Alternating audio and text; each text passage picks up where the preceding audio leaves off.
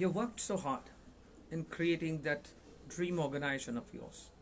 You worked so hard to collaborate with clients. You worked so hard in creating that unique product.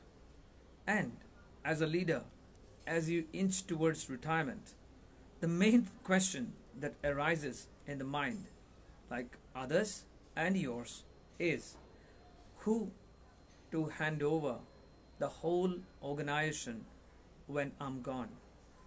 The question of being non existent should be in the mind of the leaders while existing. While existing, they should be creating that next level leaders who would share, and not only share, but enhance the vision and the mission with which you or that founder member of the organization founded the organization. But how to find that perfect leader? The potential leader?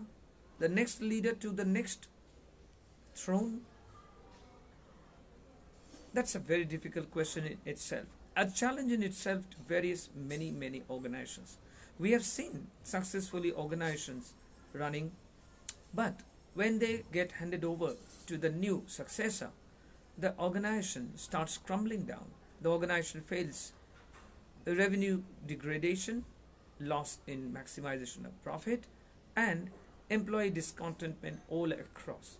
So that means the person who has taken over from the present leader lacks the vision or the mission, and to a lot extent the passion with which the organization was founded and was operating over these years. So while finding that next potential leader, every candidate in the organization seems to be promising. Everybody is putting a hard effort. Everybody is putting a lot of effort to contribute to make the organization grow. But out of those all, how do you find that true leader, true potential leader who would not only guide the organization as you did, but much better than that, and guide it towards a better expansion of growth, revenue maximization, employee expansion, employee satisfaction, and leave behind a legacy? There are a couple of questions which are very vital in terms of deciding the very appreciable qualities or the very suitable candidates for that next potential leader position. When looking for a leader, you should first thing is you should have a plan or a program for doing the training, upgradation of the skill, and keeping up to the management's expectation. But before the training starts, before that managerial skill or the management skill is passed on to that next person, couple of questions needs to be asked. The first, does this candidate give credit to his team while being appreciated? It is very often found in the board meetings when a director is appreciating a manager, the person gets so carried away in contributing as to what he has done so far in driving the team, in driving the force, in driving the revenue maximization, and in man management, that all you hear is the person speaking all about themselves. But that is not what a true team player does. A true team player should be a good captain who leads with all the team, who shares the credit of any success with his team members, and who takes all the responsibilities of a project failing or any deviation upon his skill of directing the team towards realizing those objectives. It's very rare to find that leader who takes all the responsibility and accountability. All we find in the corporate world is the blame game. And when a director is blaming somebody, nobody asks a question. Nobody asks, like, what were you doing when this person was going wrong? That is absolutely a wrong approach. And many a times, out of this kind of chaotic scenario, many leaders are brought in surface and given respected position, powerful positions, which are either misused or misunderstood, both leading to catastrophic disaster for the organization. So, when you are appreciating that particular leader, that particular manager, or that particular director, is he giving credit? Is he sharing the credit with his team members? That shows that he's a team player. That shows he is somebody who knows how to go along with the team and get a project done. That is one characteristic that the true potential leaders should possess. That is a mandate for a true potential leader too. Now, coming up with this uh, position of a leader, like when he is a leader, is he giving opinion?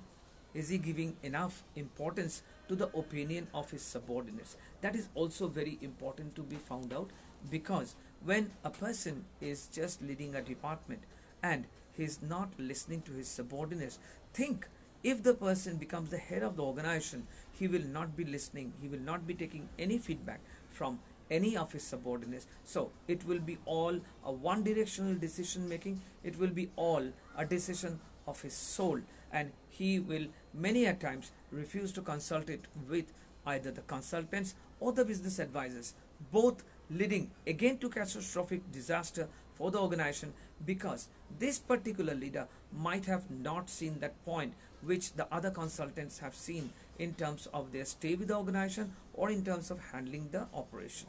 So, is he considering the subordinates' opinion in terms of ruling, in terms of controlling, in terms of management, in terms of managerial skill, and in terms of keeping the team all together? A person, a leader who gives importance to others' feedback is a collaborative leader.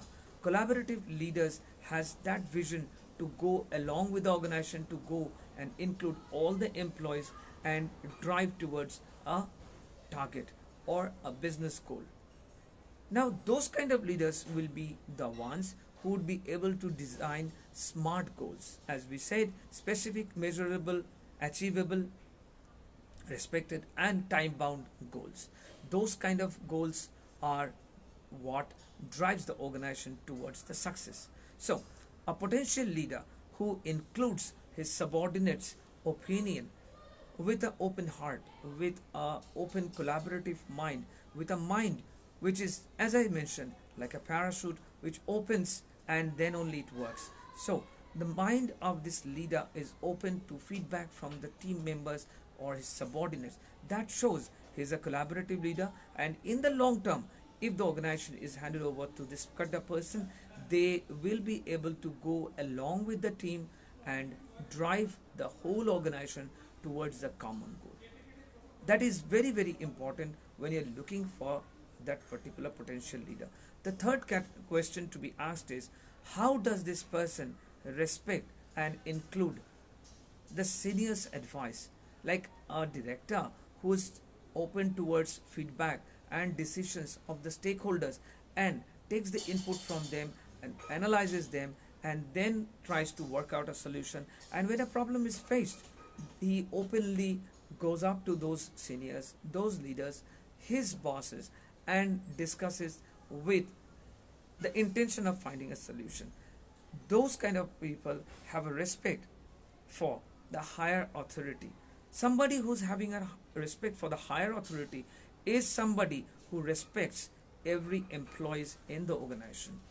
This is the person who's bound by discipline. This is the person who's bound by the hierarchical role within the organization.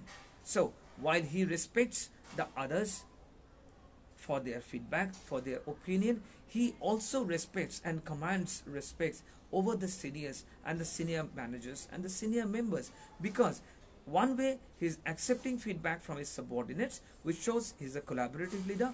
Other way, he shows an open mind, a learning mind, when he takes advice from his seniors, from his boss, and from his heads. That shows that he has an open mind to learn. He has an open collaborative mind to accept the feedback from others. So, this person, when given the role of the organizational head, will not turn into a dictator who would be running the show all by his wills and mights. He will not be the person who will take sole decision as to, like, this is my decision, this is how it is going to be, and everybody has to compile by our rules. That kind of mentality will develop dictatorship, many a times the employees feel rejected. Forbes report has mentioned, even I was reading through a review report of Glassdoor. This is an organization which does the HR reviews, the human resource reviews, and the employee reviews of various employees and organizations across the world. And the report that I read yesterday was 80% of the employees feels motivated and contribute much better when their effort is recognized by their boss, it is appreciated by the management, and they are motivated to deliver more. So a collaborative leader would be one who would be motivating the subordinates and would be looking for motivation from the senior members. So there is a growth curve within the organization. The organization will grow not only in terms of expansion of business, but also in terms of knowledge sharing, in terms of revenue maximization, in terms of technological upgradation, and in terms of human asset development. We need to understand human resource is a human asset. It is an asset to the organization because it cannot touch the intellectual property or the intellectual knowledge which this asset contains. So a collaborative leader would be appreciating this intellectual property, this human asset of the organization, resulting growth of the organization, expansion of the organization, and collaboration of the organization. Now, the fourth question to be asked when considering a candidate for being the potential leader of the organization is, how good is he in solving the problem? When a challenge is faced by this person, is he stuck on to this problem solving, or is he a solution provider? Is he working hard enough to employ other members, include them, and try to get a 360-degree view of the problem and solve it? Or is he stuck on to the problem all by himself, trying to work all by himself and take the credit all by himself as that hard nut cracker who had solved that problem of the organization? So that doesn't work. When you are in an organization and when you are in a leadership position, you need to bring along all the others who can contribute, and it's the collaborative contribution which can solve the problem much faster than you breaking your head over the problem. So when a candidate is being considered for the position of a potential leader, he or she needs to be considered as to how good is he in problem solving, how fast is he solving the problem. It is not the solution what matters. What matters is he involving every other subordinates? Is he involving the senior management? Is he involving the analytical skill which is required for that manager or the director to guide through the difficult times? Now, along with that comes the fifth question to be considered for a candidate considered as a potential leader to be handed over the organization. Like, how does this leader conduct the meeting? If in the meeting he shows command over the knowledge of the product, over the knowledge of the problems of the employees, over the knowledge of the process, that shows he's a very systematic person. That shows he has planned it through, and he is in this meeting for for an information sharing process. It's not that he's conducting the meeting to blame somebody or to to show somebody that you are not up to the mark. He is in the meeting, he is conducting the meeting because he has worked through the problems which faced by the employees, and he is here to find out how the people reporting to him is trying to solve it. In a way, he is also trying to find out the next level leaders through problem solving. So that kind of leader who is conducting the meeting in a collaborative way, in an open mind, and in a way wherein he gives chance to others to speak about and asks about the problem, asks about the problem solution and probable solution that might solve the problem. And when he is interacting with all them, this meeting becomes very interactive, and the meeting becomes a meeting for the purpose of which the meeting was conducted.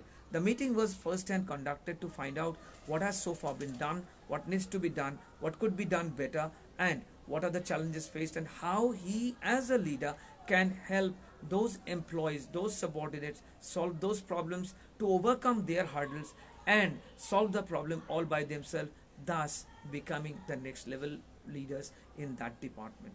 So that is also one point to be considered.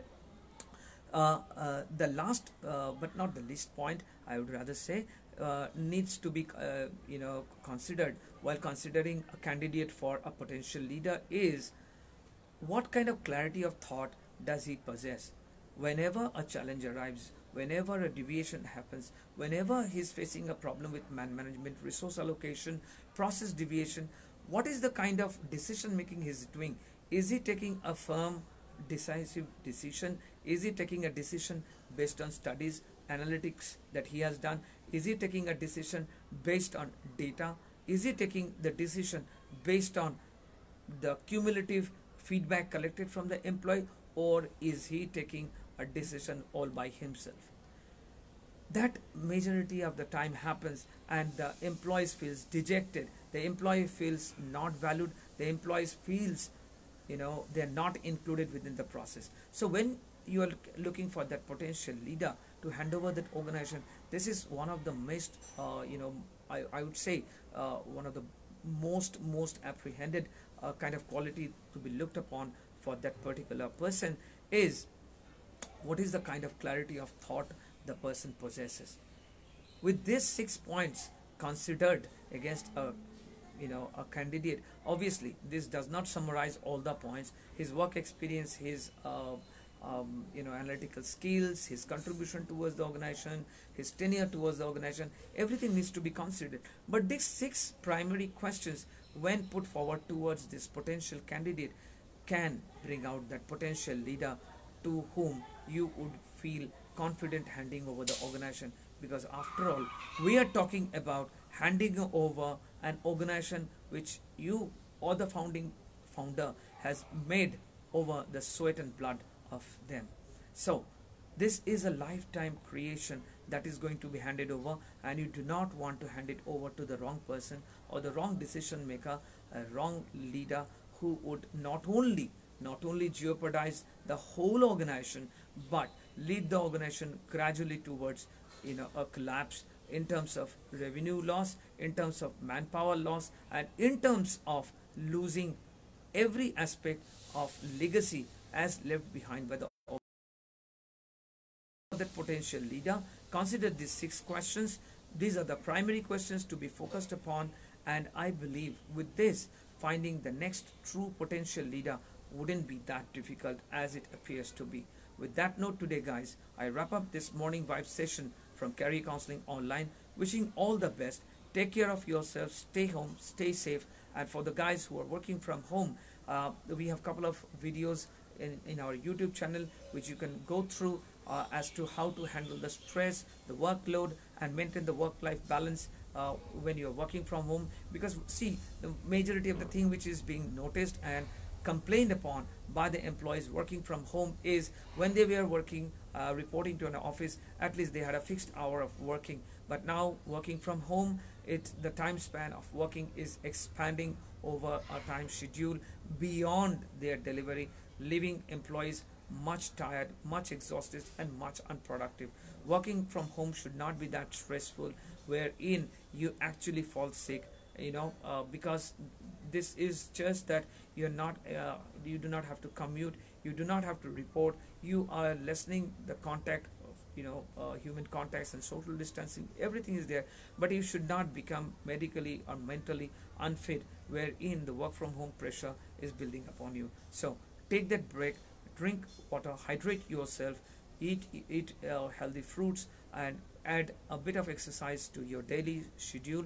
I think with those all, you can handle the stress that work from home, the new work culture demands. With that note, guys, wishing all the best. Take care of yourself and have a wonderful day ahead.